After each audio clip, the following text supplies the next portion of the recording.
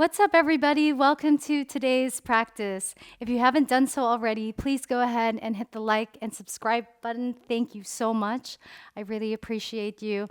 And please leave a comment below. I would love to hear from you. Today's practice is going to be a total brain warm-up.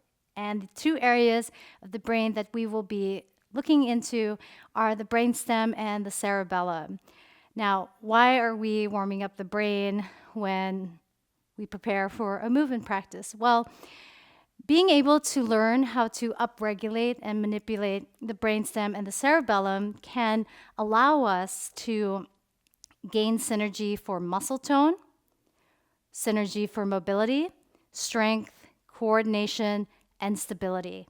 These two areas of the brain are so fascinating, and if you follow me on Instagram, you see that I'm very passionate about neuroscience. I've trained with Z Health, who are at the forefront of neurophysiology and how breathing affects our movement patterns and our brain activity. We are going to be doing some things that are a little bit out of the ordinary. Don't worry about looking silly.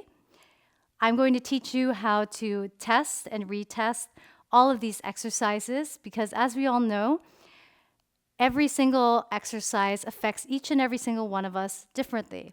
And although we aren't going to be moving around in a flow, this warm-up is very, very important, whether you are a yoga practitioner or whether you like to lift weights or if you're a runner.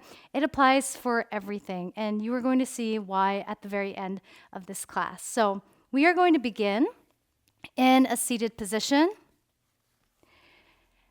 And I'm really excited to share these movements with you because they have helped me tremendously throughout my practice and throughout my exercise regimen. So you could sit either in a cross-legged seat, or you could sit on your shins, or you could prop a block underneath you to support you.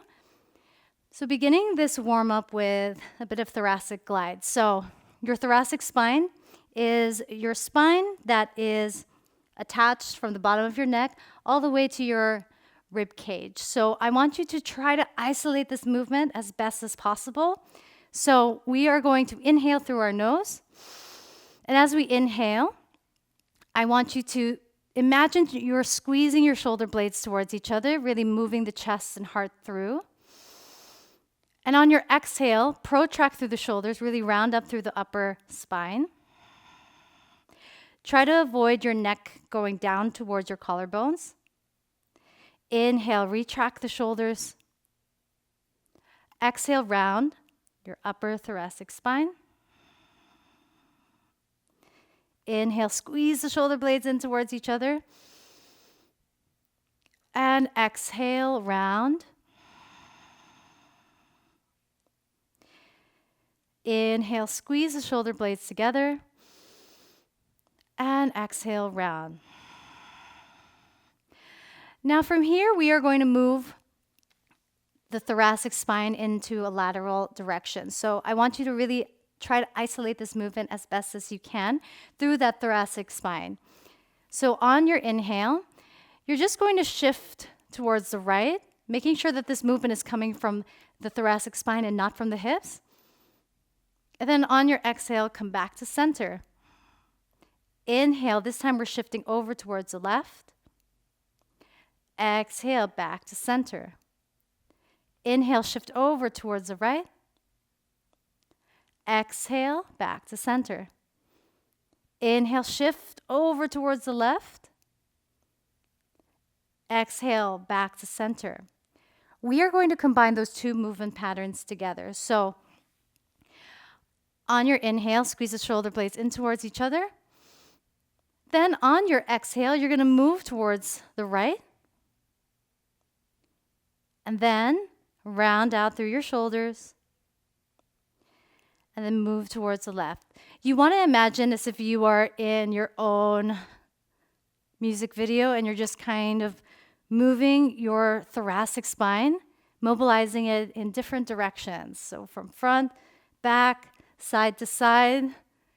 And of course, switch the directions, play around with it, and just Don't worry again if you look silly. Trust me, this is really helpful in preventing us from having a flat thoracic spine. So wherever you are, take 2 more rounds. Great. So we're going to meet on our backs. And from our backs, you are going to lift your right leg up towards the sky and then squeeze that right knee up towards your chest as best as you can. Then from here, you're going to press down onto your left foot and reach your hips up towards the sky. From here, I want your eyes to shift towards the left, making sure that it's not your entire head moving with the eyes, but really try to isolate your eyes looking towards the left side of the room. And go ahead and pulse for 10, 9, 8, 7, 6, 5, 4, 3, 2, on 1. Lower your hips down. Go ahead and just give yourself a break for a moment.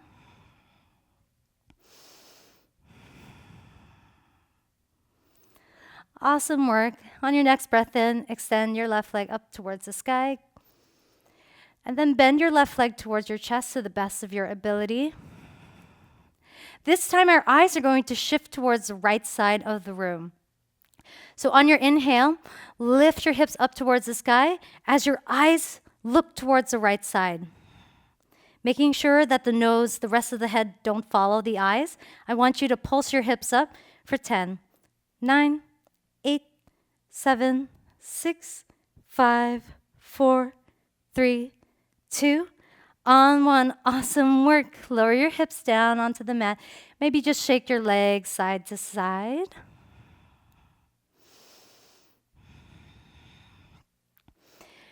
Now this work may seem a little eccentric or esoteric, but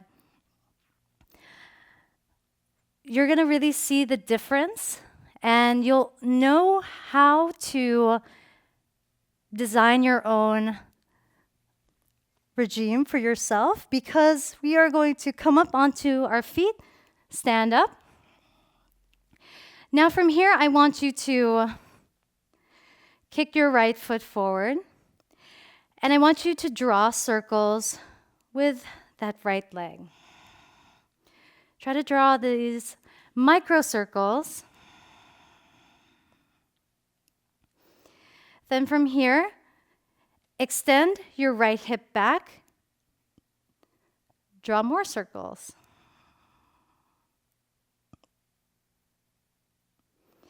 Then from here, right leg meets left. Move that right leg off towards the right side of the mat, and then draw those circles once again. This is really upregulating the activity in our cerebellum, otherwise known as our mini brain. And that area of the brain is responsible for accuracy, balance, and coordination. So remember the ABCs: accuracy, balance, coordination. Now we're going to work on that left side. And draw those tiny, tiny circles with that left leg. Then extend that left hip back and draw those micro circles once again. Left leg meets the right. Move that left leg off towards the left side of the mat this time. Draw those circles. Beautiful work.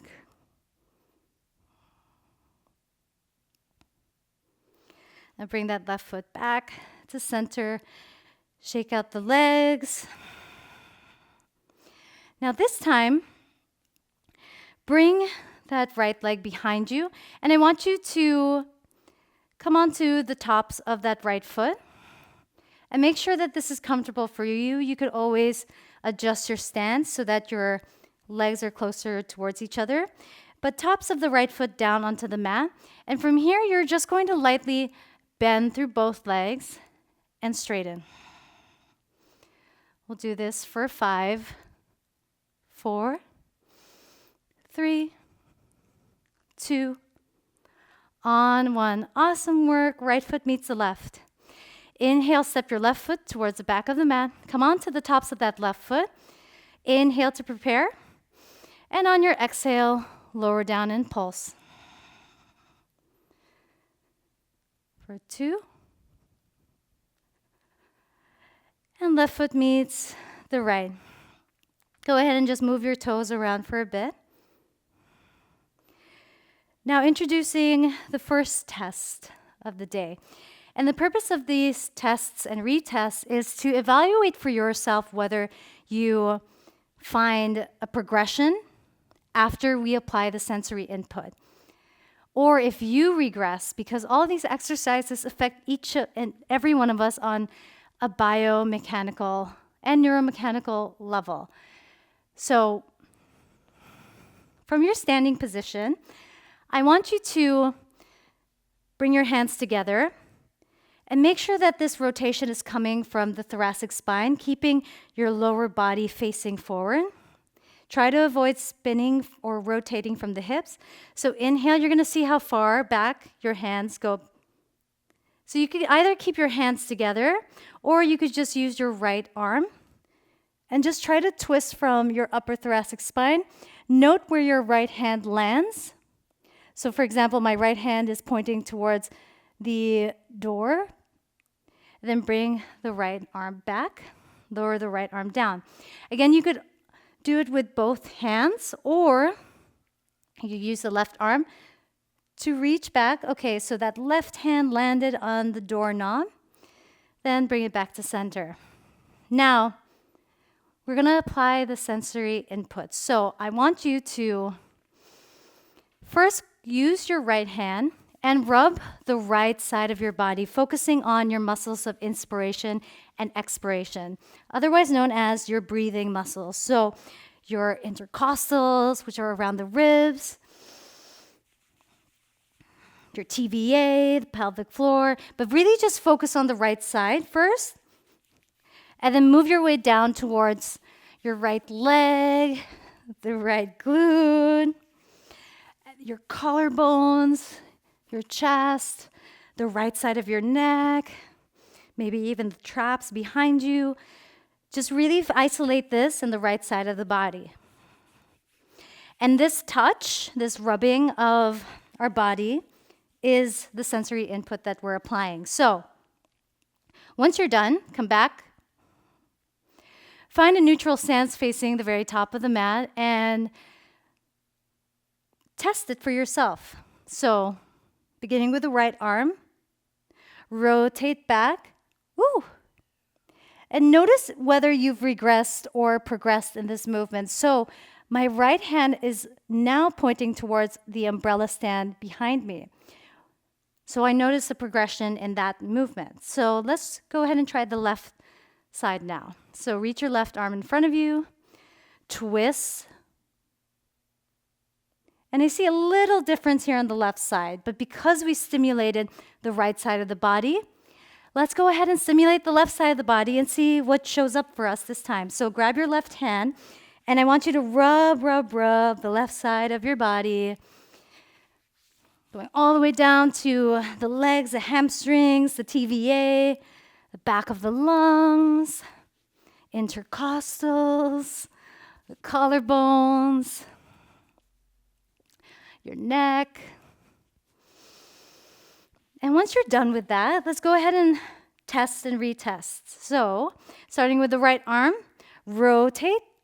Woo, I see a progression, or more or less the same. Bring the right arm back to center. Now we're going to see if there is a difference with the left side of the body. So, extend your left arm in front of you and rotate. And I see a big difference for myself. Note whether you've seen a difference, whether you progress or regress. If you regressed, meaning that the exercise didn't affect you in terms of your range of motion, then that's not the best drill for you. So we're going to take this a little further because our brainstem is responsible for our involuntary breathing and our autonomic nervous system. So being able to upregulate the activity in the brainstem, we are able to access synergy for our mobility and synergy for strength and stability. If you are uncomfortable with breath retention or holding your breath, you can skip this exercise or just go very, very slow. And the purpose of this breathing drill, it's called an air hunger drill, is to increase our sympathetic activity. This breathing drill is amazing whether you are struggling with your chaturangas, your push-ups, anything that requires the body to flex. So this breathing drill directly affects the midbrain, which is responsible for global flexor tone. And as I mentioned earlier, flexor tone just means the muscles in your body that allows your body to flex. So we are going to test this first by, again, rotating. Okay, notice where your hand lands. Okay, and I want you to test your shoulder flexion. So reach your arms up and see how far back you can reach your arms behind you. This is called shoulder flexion. Why it's not called shoulder extension, I have no idea, but this is shoulder flexion. So in your yoga practice, your asana practice, we see a lot of flexion in Adho Mukha Svanasana, downward facing dog. So you can also test that and see how your shoulders feel here, or you could even test how you feel in a chaturanga. Of course, make sure your wrists are warmed up before doing those poses. Then, once you've tested how those feel on your body, we are going to start our air hunger drill. So, we want to inhale through our nose, exhale out through the nose. And once your lungs are completely empty, I want you to take as many lunges as you can. So we'll do that together. Inhale through your nose. And it's important that you're able to recover the breath in 2 breaths. So do as many as you comfortably can. Don't push yourself. We'll do this together. Exhale everything out through the nose. Take as many squats as you comfortably can on empty lungs.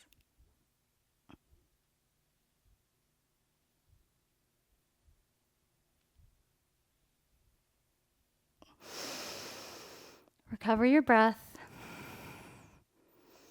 You don't want to struggle as you're recovering. You want to be able to recover in 2 breaths. So let's retest. Bring your right arm in front of you. Rotate towards the right. Ooh, I've noticed a greater range of motion on that right arm.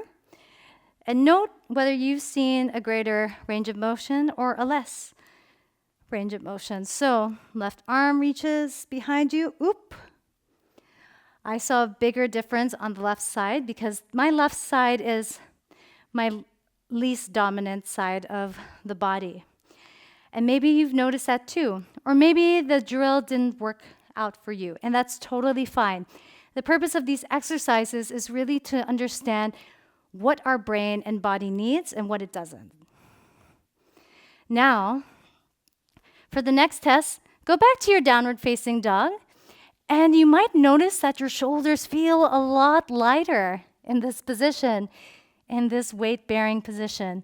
Maybe you even try a chaturanga push-up and just notice how that feels on your body.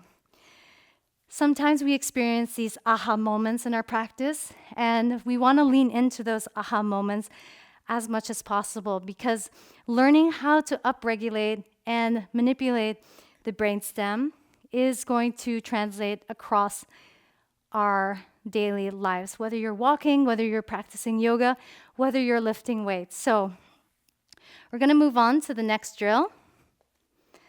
So come back in a standing position. Now this time we're going to target an area of the brainstem called the pons. And the pons is responsible for setting our global extensor tone. So extensor tone just means all of the muscles in your body that allows you to go into extension. So our first test will be in Anjaneyasana, low lunge. So this left hip is in extension. So I want you to test how this feels on both sides. So step your left foot forward and feel how your right hip feels into extension. And in our yoga practice, we go into a lot of extension in our heart openers, our back bends. So really just notice how that feels, and then step your right foot to meet the left at the very top of your mat. Now I want you to crisscross your right leg over your left. Reach your right arm up high towards the sky. And then I want you to side bend over towards the left. Now listen closely. You are going to breathe deeply for 6 reps into your right lung. So really stretch out the right lung to the best of your ability. Maybe even hug that right lung with your left hand to really feel the breath expand your lungs. Take your time, go slow.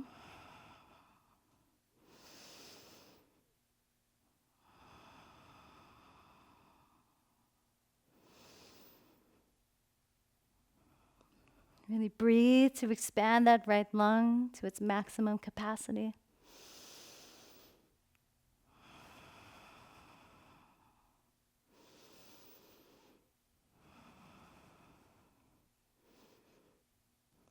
Awesome work. Now we're going to cross the left leg in front of the right leg. Reach your left arm up this time and side bend over towards the right.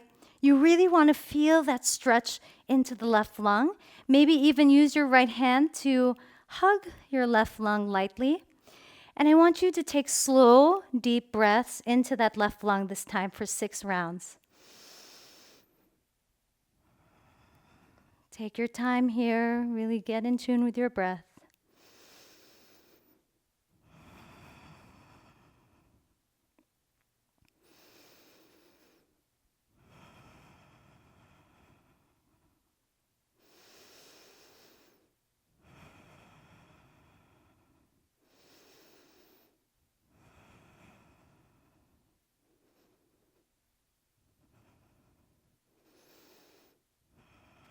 Beautiful work. Slowly.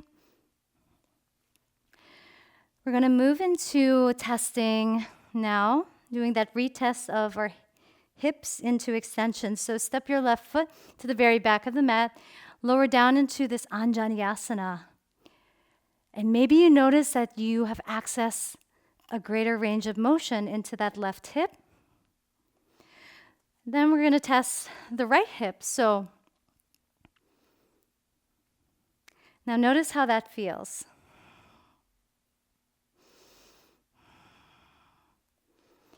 And if you are wondering, how the heck is this happening? Well, that's part of the magic of neuroscience. Each and every single one of us are practicing neurology, whether we are conscious of it or not. And being able to hone in into the breathing exercises or movement patterns that are going to upregulate these areas of the brain will help us understand what we need to adjust or modify into our practice. So, looking at the area again of the midbrain, I want you to flex your left hip up towards your chest and just challenging our balance for a moment here. In yoga, our tendency is to have a gaze fixation called the drishti, but I want you to challenge that balance on that right foot by first gazing forward, then shifting your gaze towards the right. Shift it towards the left. Don't worry if you're wobbling. Shift it up, then shift it down, then back to center. We are going to repeat that exact same pattern, this time standing on the left foot. So flex your right knee in towards your chest, gaze forward. This is really going to make us be honest with our balance. And again, my left foot is my less dominant side of my body. So gaze forward, gaze to the right, gaze to the left, gaze up, gaze down. And just notice those little micro movements that your body needs to take to adjust your balance. So going into that air hunger drill once again. Take an inhale through your nose. Exhale out fully through the nose. Take as many squats as you comfortably can. Don't push yourself.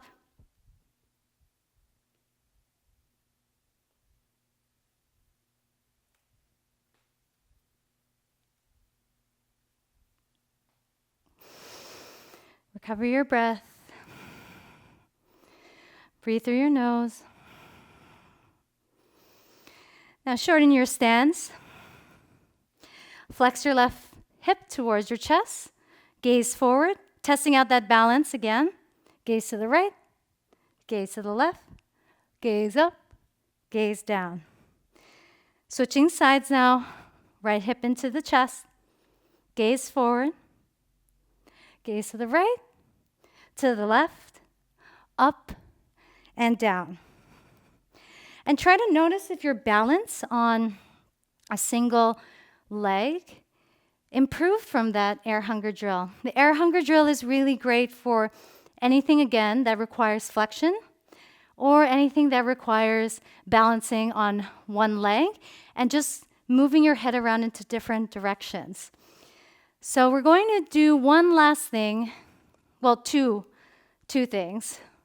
One is going to be to step your left foot to the very back of the mat and come into a warrior two. Then reach your left arm across your body, reach your right arm on top of the left, and create these eagle arms in your warrior two. Now from here, I want you to move your hips around. This is going to be targeting our cerebellum that loves novelty. And then switch directions, go around the world. And again, these are super out of the ordinary, so I thank you for your patience. Then unwrap the arms, step your left foot forward. Right foot steps back into warrior two. This time, reach your right arm across your body. Right arm is going to twist underneath the left. So from here, I want you to move your hips. Let this feel good. And switch directions if you like.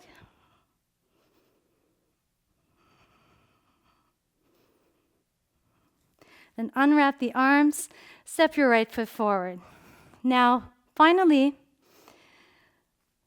if you are struggling with your forward fold, whether you are pressing up into handstands, practice handstands, or just want to access a forward fold, I want you to test how this feels like first. You could even bend your legs if you wish. And then slowly rise up to stand. Testing now our visual system. Take your thumb and place your thumb in front of you. From here, we are going to move our thumb towards the very bottom, the tip of the nose, and let your eyes converge. Let your eyes move towards the tip of the nose to follow the thumb. Hold this convergence of the eyes.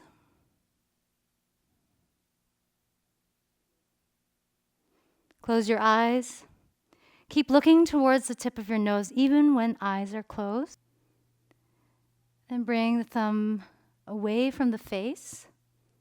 Blink your eyes open. This time we are going to bring the thumb towards the top of our nose and let your eyes converge upwards towards that thumb, making sure that that thumb becomes clear. And when you begin to get double vision of that thumb, go ahead and close your eyes, keeping the convergence up towards the thumb. Then move the thumb away from your face. Blink your eyes open. This time, as we bring the thumb back towards the tip of the nose, I want you to Hum.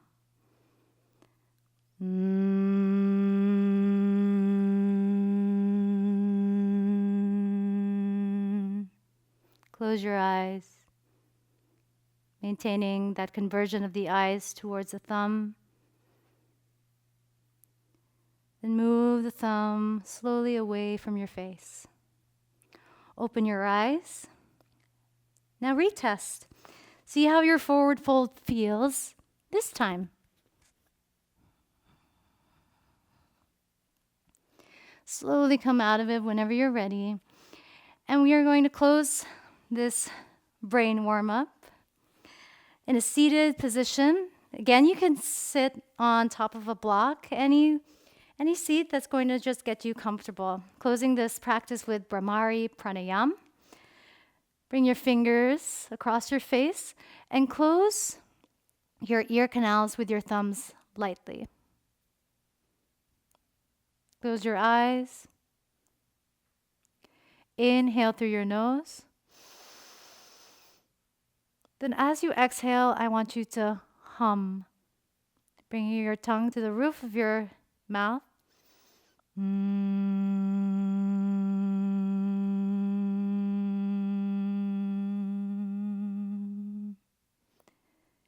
Inhale through the nose. As you exhale, hum.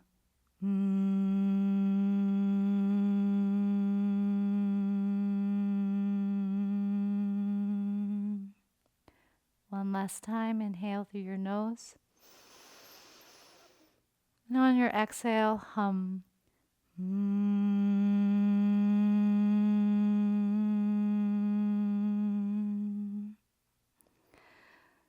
Slowly rest your hands on top of your legs. Maybe even close your eyes just to process where you were to where you are now. And blink your eyes open when you're ready.